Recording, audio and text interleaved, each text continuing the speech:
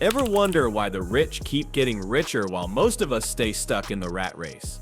It all comes down to one simple concept: assets versus liabilities.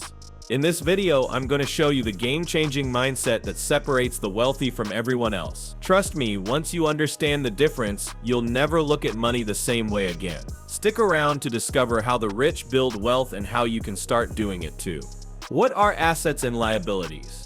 To understand the wealth-building strategies of the rich, it's crucial to first grasp what assets and liabilities are.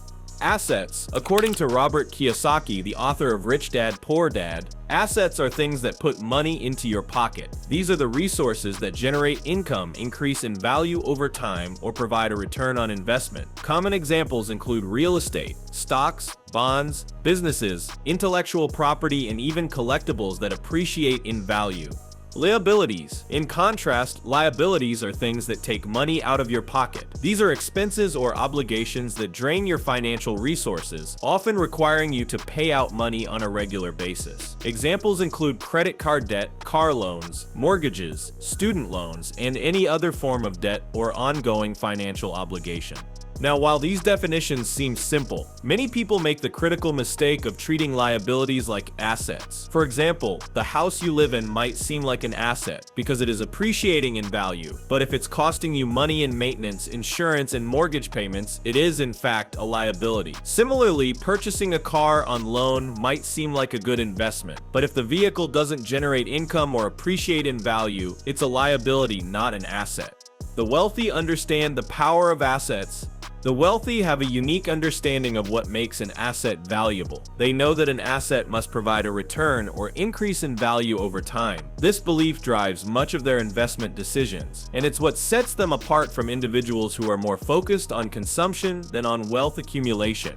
For the wealthy, assets are not limited to tangible things like real estate or stocks. They also invest in intangible assets such as knowledge, relationships, and businesses. Understanding how to create and grow these assets is what gives the rich the ability to generate wealth over time. Real estate investments. One of the most common assets that the wealthy accumulate is real estate. Real estate provides both long-term appreciation in value and ongoing rental income. While the average person may view a home as a personal asset, the wealthy view it as an investment. They understand that properties that generate passive income are crucial for building wealth.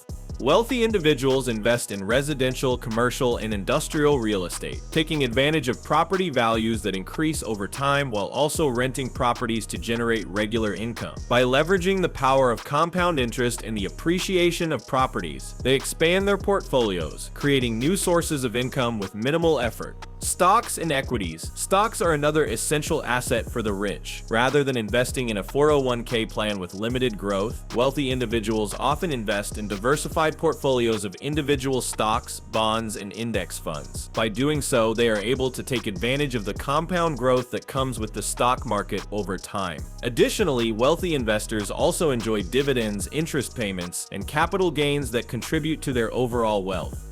Stocks can offer tremendous returns, but they require a strategic approach and a strong understanding of market trends. The wealthy are typically advised by financial professionals who help them navigate the stock market, ensuring that their money is working efficiently for them. Businesses. Wealthy individuals also often own or invest in businesses. Whether it's starting their own companies or buying existing businesses, this is one of the most powerful ways to build wealth. The cash flow from business operations, the sale of products or services, and the eventual sale or IPO of the company provide significant returns for the owners. Businesses provide multiple streams of income, and their value often appreciates far faster than other traditional investments. Entrepreneurs and business owners who understand the power of assets can expand their wealth exponentially through business ownership. Why most people mistake liabilities for assets.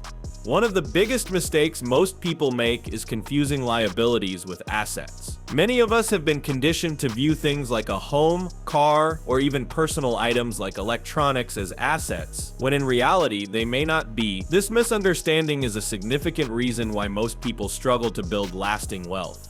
The home as an asset. Many people view the home they live in as a primary asset. While it may appreciate in value over time, it typically does not produce income unless it is rented out or sold. In the meantime, it costs the homeowner money in property taxes, maintenance, utilities, insurance, and mortgage payments. This means the home is in reality a liability.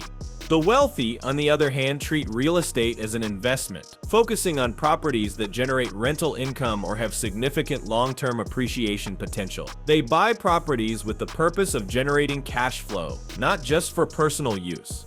Cars and consumer goods. Another common mistake is viewing a car or luxury goods as an asset. While it may provide value to you personally, these items typically lose value over time. A car, for instance, depreciates the moment you drive it off the lot. Even if it is financed, you are still responsible for making payments and maintaining it, which means it remains a liability. The rich, instead of buying expensive cars on credit, prefer to buy assets that generate income or appreciate in value. They might use their wealth to purchase luxury cars, but they don't treat these items as investments. Instead, they focus on building portfolios of income-producing assets like stocks, businesses, and real estate. The lifestyle trap. Another aspect of liability confusion is the tendency to live beyond one's means.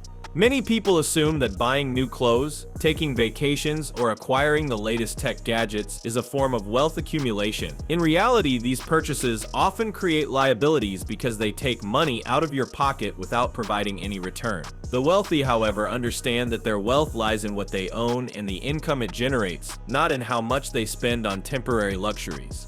How the wealthy minimize liabilities. While the wealthy do acquire liabilities, they do so with a different mindset. They know how to use liabilities to their advantage, turning them into leverage rather than a burden. They understand that in order to grow wealth, they must use debt strategically and avoid taking on unnecessary liabilities. Using debt as leverage. Debt, when used strategically, is a powerful tool for the wealthy. They leverage it to acquire assets that appreciate over time. For example, they may take out loans to purchase investment properties, businesses, or stocks, knowing that the returns they generate from these investments will far exceed the cost of the debt. The key difference is that the wealthy use good debt to generate passive income and expand their wealth, whereas most people take on bad debt to finance consumption. The wealthy are careful to avoid high-interest debt like credit cards or payday loans, which can quickly become a liability. Avoiding unnecessary consumer debt. The wealthy avoid unnecessary consumer debt, such as credit card balances, car loans, and personal loans for things like vacations or luxury items. Instead, they focus on accumulating assets that generate income. If they do take on consumer debt, they ensure that the purchase is directly tied to an asset that can generate future income or increase in value. Reducing unproductive expenses. Wealthy individuals understand that controlling liabilities is as important as acquiring assets. They are strategic about their expenses and ensure that their money goes toward building wealth. For instance, they may choose to live in a more modest home or drive a less expensive car, not because they cannot afford luxury, but because it allows them to invest more in assets that will appreciate over time. How you can apply these principles to build wealth. Now that we've explored the key differences between assets and liabilities, how can you apply these principles to your own life? It's not about drastically changing your lifestyle overnight, but rather making strategic decisions that help you build and preserve wealth over time. Shift your mindset. Begin by changing the way you think about money. Instead of focusing on buying things that will lose value, prioritize purchasing assets that generate income or appreciate over time. Start viewing everything through the lens of, will this increase my wealth or take away from it?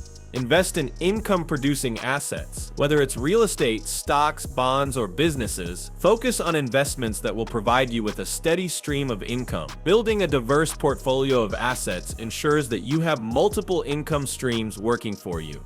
Leverage debt wisely. Don't shy away from debt altogether. Use it strategically. If you can use debt to acquire income-generating assets, it becomes a tool for wealth building. However, always be careful to avoid high-interest consumer debt, which only serves to drain your finances. Cut back on liabilities. Examine your spending habits and make conscious decisions to cut back on unnecessary liabilities. Avoid purchasing things on credit that don't appreciate in value. Reallocate those funds toward investments that will help you build wealth.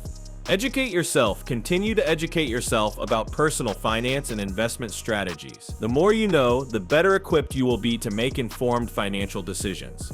Now that you know the key difference between assets and liabilities, it's time to take control of your financial future. Start focusing on building assets that generate income and reduce those liabilities that drain your resources. If you found this video helpful, hit that like button, subscribe, and turn on notifications so you don't miss out on more financial tips. Remember, wealth isn't about how much you earn, it's about how much you keep. See you in the next video.